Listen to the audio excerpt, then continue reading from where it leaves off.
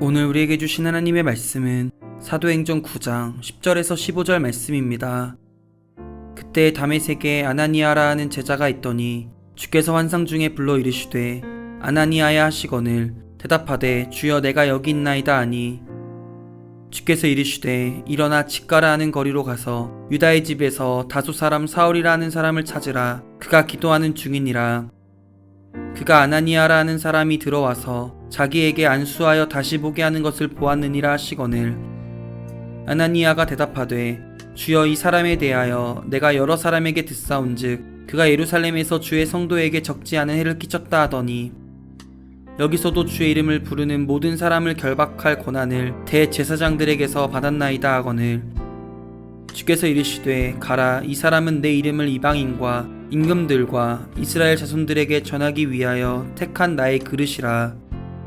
오늘 이 말씀에 많은 은혜 받으시기 바랍니다. 8장과 9장에는 그리스도를 만남으로 인생이 변화된 세 그룹의 혹은 세 사람이 등장합니다. 첫 번째는 사마리아 사람들이고요. 8장 4절 이하이고 또 8장으로 쭉 내려가면 26절 이하에 에디오피아 내시가 나오고 9장 1절에 사울이라고 불리우는 유대인 청년이 등장합니다. 사도행전이 전하는 사울의 모습은 어떤 것인가요? 7장 8장에 보면 7장 58절 사울은 스데반을 돌로 칠 때 그 자리에 있었고 특별히 옷을 벗어서 그 맡아 있던 사람입니다. 7장 57절에 보면 그들이 큰 소리를 지르며 귀를 막고 일제히 그에게 달려들어 성 밖으로 내치고 돌로 칠세 증인들이 옷을 벗어 사울이라 하는 청년의 발 앞에 두니라. 단순한 구경꾼이 아니고 적어도 스데반을 돌로 치는 사실은 굉장히 좀 험악한 사건에 상당 부분 영향력을 행사했을 것으로 보여지는 대목입니다. 8장 1절에 보면 이렇게 기록되어 있습니다. 사울은 그가 죽임 당함을 마땅히 여기더라. 돌로 쳐서 스데반을 죽이는 것이 당연하고 마땅한 것이라고 생각했다는 것입니다. 그가 유대교에 있어서 또 그리스도인들을 핍박하는 데 있어서 어느 정도의 책임으로 어느 정도의 열심으로 함께 했는지를 보여주는 대목입니다. 8장은 계속해서 이렇게 얘기하죠. 그날에 예루살렘에 큰 박해가 있었습니다. 예루살렘 교회가 흩어지는 사건이죠. 사도 외에는 다 유대와 사마리아 모든 땅으로 흩어지니라. 경건한 사람들은 스데반을 장사하고 위하여 크게 울더라. 3절에 또 사울이 등장합니다. 사울이 교회를 잔멸할세 각 집에 들어가 남녀를 끌어다가 옥에 넘기니라. 이제 보니까 사울은 교회를 무너뜨리는데 핵심적인 힘을 가지고 있는 리더였고 또 역할을 충실하게 수행하는 일종의 실행팀, 체포조가 있었다 하는 걸 볼 수 있습니다. 그래서 각 집에 들어가서 그리스도를 따르는 그리스도인이라고 부르는 남성과 여성을 이끌어서 체포해서 감옥에 가두는 일종의 일정한 힘을 가진 그러한 팀 리더 정도는 됐겠다 하는 생각을 하게 됩니다. 그래서 이 부분을 보면서 우리가 사울의 모습을 핍박하는 자라고 정의할 수 있습니다. 사울은 핍박하는 자였습니다. 그런 사울이 어떻게 수년간의 시간이 지난 다음에 안디옥이라는 로마 제국의 중요한 도시에서 복음을 전하는 사람이 될 수 있을까? 이것은 초기 교회의 많은 사람들에게 의문점이었습니다. 이것은 질문이었습니다. 그리고 이것은 평생토록 우리가 알고 있는 목회자로서의 바울이 또 성경의 저술가 바울 서신을 쓴 아주 신학가로서의 바울이 목회할 때마다 걸림돌이 되었던 부분이었습니다. 당신은 그리스도를 핍박하던 자입니다. 당신은 그리스도인을 잡아 체포하고 감옥에 가두던 자입니다. 어떻게 해서 핍박하는 자가 복음 전하는 자가 될 수 있습니까? 그래서 이 극적인 변화를 이 부분을 전문적으로 이제 해석하는 신학학자들은 원수에서 형제로 이렇게 표현하기도 합니다. 사도행전 9장에서 사울이 어떻게 초기 그리스도교 공동체에서 리더십의 역할을 훌륭하게 수행할 수 있었는가 하는 근거를 제시합니다. 그 근거를 제시하게 될 때 등장하는 인물이 아나니아입니다. 10절에 보면 그때 다메섹에 아나니아라 하는 제자가 있더니, 아나니아는 그리스도를 따르고 교회 공동체에서 인정받던 한 제자였겠다 우리가 생각할 수 있습니다. 환상 중에 그를 부르십니다. 아나니아야, 주여 제가 여기 있습니다. 11절에 보니까 말씀하십니다. 일어나서 직가라 하는 거리로 가서 유다의 집에서 다섯 사람 사울을 찾으라. 그가 기도하는 중이라. 일어나라, 가라, 찾으라. 단순한 명령이지만 분명한 명령이죠. 있는 자리에서 일어나라. 그 자리에서 떠나서 가라. 가서 찾으라. 아주 간단한 명령이었는데 아나니아는 거절합니다. 합리적으로 얘기합니다. 13절에 보면 제가 이 사람에게서 여러 가지를 들었습니다. 이 사람이 제가 지금 일어나서 가서 찾을 만한 사람이 아닙니다. 이미 예루살렘에서 주의 성도 그리스도인들에게 적지 않은 해를 끼쳤습니다. 여기서도 주의 이름을 부르는 모든 사람을, 그리스도인들을 핍박할, 체포하고 결박할 권한을 받은 사람입니다. 15절에 보면 주님께서는 아나니아와 논쟁하지 않으시고 설명하지 않으시고 또 명령하십니다. 가라. 그리고 그 다음 구절이 아주 분명하게 이 사람이 어떤 사람으로 보고 있는가. 그러니까 아나니아에게는 여전히 핍박하는 사람이었고 초기 교회를 이끌었던 리더들에게는 또 그리스도인들에게는 핍박하는 자였지만 주님께서는 이 사람을 어떻게 보고 있나를 우리에게 알려주죠. 이것도 주어와 또 아주 중요한 핵심 어구만 우리가 뽑아낸다면 이렇게 쓸 수 있죠. 이 사람은 내가 택한 나의 그릇이라. 분명하게 얘기합니다.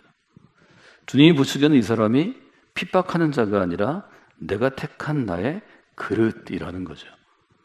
이 사도행전 9장이 그래서 나중에 바울이라고 우리가 기억하는 바울이라는 사도가 초기에 교회들을 개척하고 그 교회에서 존경받는 목회자로, 말하자면 그리스도인 리더로 활동하는 근거가 됩니다. 그래서 사도행전 9장은 첫 번째 변화, 핍박을 가하던, 핍박을 행하는 가해자가 핍박을 당하는 자가 되었다. 이 메시지를 분명히 우리에게 전해주고, 두 번째는 복음을 회방하는 자, 즉 복음을 막는 자가 복음을 전하는 자가 되었다. 그래서 바울의 사도됨, 사도권에 대해서 일종의 설명하는 그런 구절로 전해집니다. 우리가 지금은 다 인정하고 있는 바울이라는 그리스도인 리더가 가지고 있는 리더로서의 특징이 이제 몇 가지 있습니다. 고든 맥도날드의 리더는 무엇으로 사는가 하는 책에서는 네 가지 정도로 그 자질을 요약하는데요. 첫째는 비전을 전하는 능력입니다. 두 번째는 사람들에 대한 민감성입니다. 세 번째, 상황을 판단하는 능력입니다. 네 번째, 예리한 자기 이해입니다. 제가 이 고든 맥도날드의 용어를 제 버전으로 잠깐 설명을 좀 하려고 합니다.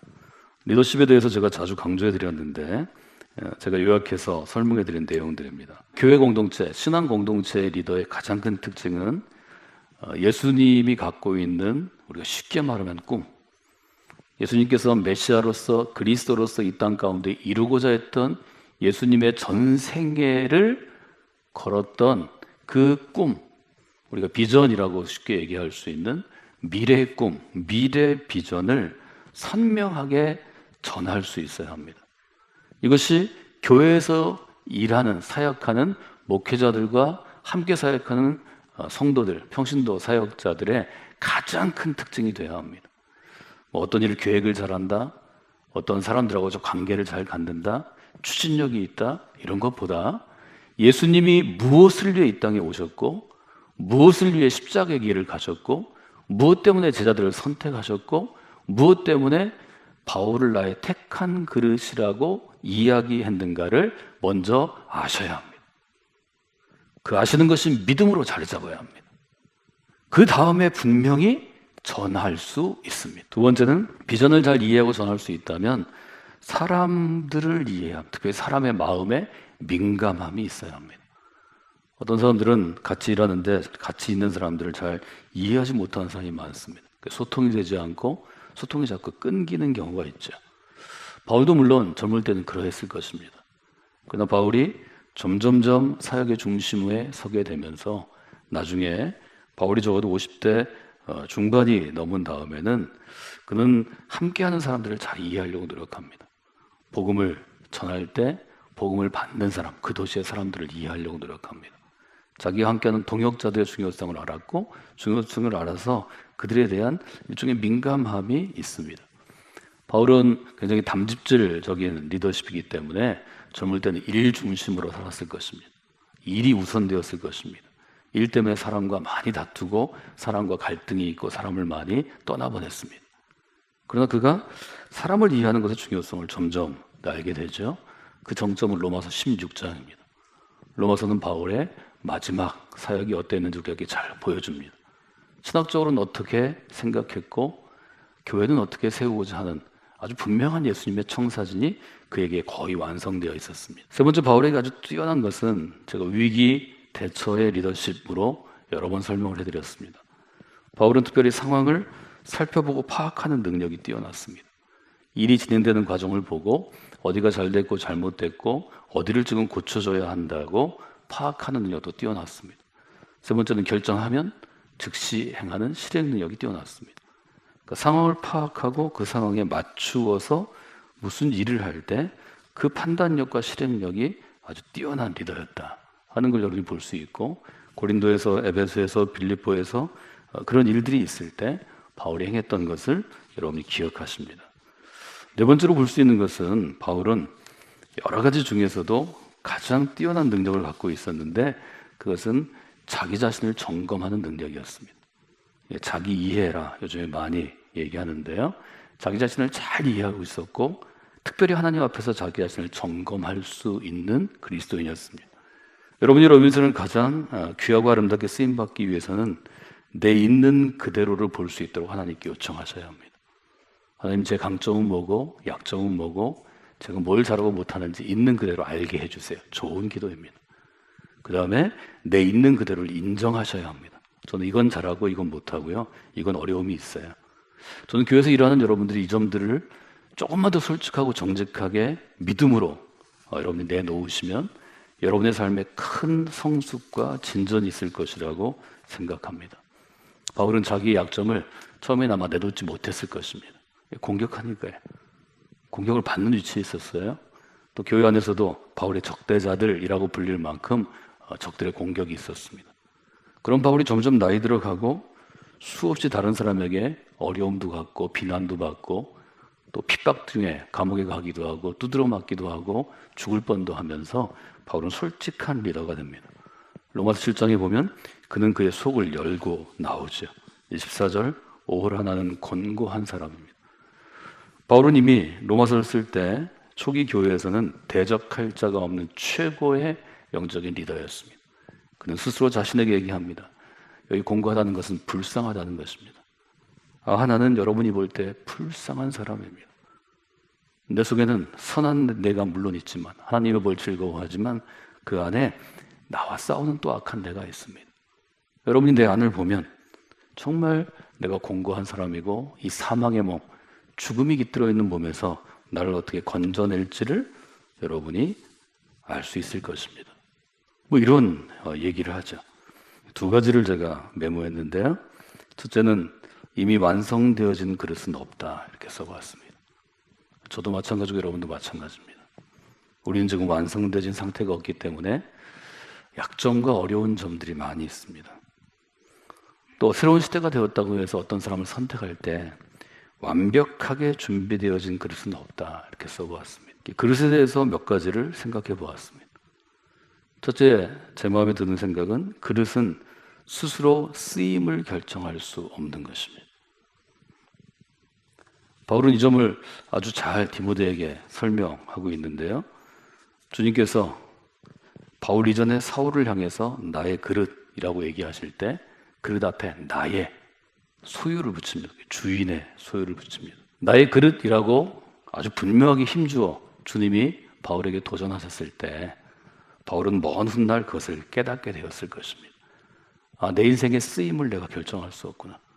주이신 그리스도께서 결정하시는 것이구나. 그래서 바울은 선택과 부르심을 극히 강조합니다. 주님이 우리를 선택하셨습니다. 주님이 이 일 가운데 우리를 부르셨습니다. 콜링, 즉 소명입니다. 선택받은 대로 살아가고 부르심을 완수하는 삶이 가장 행복한 삶입니다. 이것이 바울의 고백이었습니다.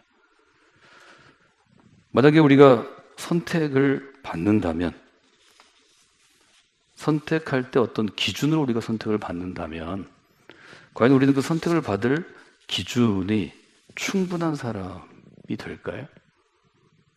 성경은 그렇게 얘기하지 않습니다. 우리는 그 선택의 충분한 기준을 충족할 수는 없습니다. 그래서 그릇은 첫째로 쓰임을 스스로 결정할 수 없고, 두 번째로 그릇의 모양이나 재료가 내가 어디에 쓰일지를 결정하는 것도 아닙니다. 나는 색깔이 이러니까, 모양이 이러니까, 재료가 귀하니까 귀한데 쓰임 받을 거야. 우리가 점점 헌신할수록 그런 생각도 버리는 게 옳습니다. 그릇의 모양이나 재료가 쓰임을 결정하지 않는다는 것을 인정하기만 해도 여러분이 오늘의 모습들을 잘 받아들일 수 있는 좋은 계기가 됩니다. 그래서 이렇게 정리할 수 있습니다. 그릇은 주인의 뜻에 따라 쓰임을 받게 됩니다. 바울의 삶이 그러했습니다. 나중에 바울이 죽음을 앞에 두고 사역의 마지막 부분에서 바울은 이렇게 고백합니다. 우리가 이 보배를 질그릇에 가졌습니다. 이는 심히 큰 능력이 하나님께 있고 우리에게 있지 아니함을 알게 하려 함입니다. 자기 자신이 핍박하는 자였기 때문에 자기 자신에게 보배를 담으신 주인 되신 하나님에 대한 일종의 고백이고 찬사입니다. 그리고 죽을 날을 얼마 앞에 두고 아주 위대한 선언을 하죠. 제 은혜가, 나의 은혜가 제게 족한 것입니다. 충분합니다. 이미 주신 은혜로 충분합니다. 여러분들이 이런 고백 가운데 이루어지는, 도달하는 그런 귀한 삶이 되시기를 원합니다. 한 가지만 조심하시면 좋은데요. 제가 이렇게 어느 그룹에서 쓰임 받는 삶에 대해서 얘기하니까 그러면 내가 노력하는 것은 무슨 의미가 있습니까? 이렇게 묻는 사람이 있었습니다. 이렇게 대답하면 좋을 것 같습니다. 하나님은 그릇을 선택하시고 그 재료나 그 모양에 따라서 쓰임을 결정하지 않습니다. 그러나 하나님이 쓰시고자 하는 곳에 적합하도록 그릇을 다듬어 가십니다. 저는 그것을 영적인 훈련이라고 말씀드렸습니다. 아무데나 쓰시는 게 아닙니다. 쓰임에 합당하도록 다듬어서 사용하십니다. 여러분, 바울의 재능이 무시된 것이 아닙니다. 바울은 이중 언어, 즉 로마 제국의 문화와 언어, 히브리어로서 유대인의 문화와 언어에 능통한 사람이었습니다. 하나님은 베드로가 아니라 바울을 통해서 로마 제국 안에 헬라어로 기독교를 세우십니다. 헬라어, 헬라 철학을 반드시 이해해야 했습니다. 여러분, 바울이 노력 안 한 거 아닙니다. 바울은 유대인 청년이었을 때도 죽도록 공부하고 죽도록 노력한 사람입니다. 내가 유대교를 섬기는데 나보다 더 열심히 있는 내 또래는 없다고 얘기할 정도입니다. 바울은 그리스도인이 된 다음에도 그 당시에 어떤 그리스도의 제자나 사역자, 목회자보다 더 죽도록 노력했습니다. 내 생명을 아끼지 아니하고 노력한 사람입니다. 바울이 노력 안 한 거 아닙니다. 바울이 훈련받지 않은 거 아닙니다. 바울은 목회자로서 이미 많은 부분이 훈련되어 있지만, 토라의 전문가였지만 교회를 섬기기 위해서 그는 그리스도의 교훈의 전문가가 되기 위해서 철저하게 노력합니다. 이 점을 우리가 기억할 수 있다는 거죠. 여러분, 지금 우리에게 주어진 일이 어떤 일이든지, 우리의 삶이 어떠하든지 주님 주신 은혜의 분량대로 쓰임받는 것이 큰 기쁨입니다. 그래서 내가 쓰임받을 수 있는 그릇이 된 것이 기쁨이 되는 그리스도인으로 여러분이 살아가시면 좋겠습니다. 늘 고백하실 때, 하나님, 저는 이 일을 위해서 택함을 받은 주님의 그릇입니다. 하나님의 그릇입니다. 이렇게 또 고백할 수 있는 분들이 되시면 좋겠습니다.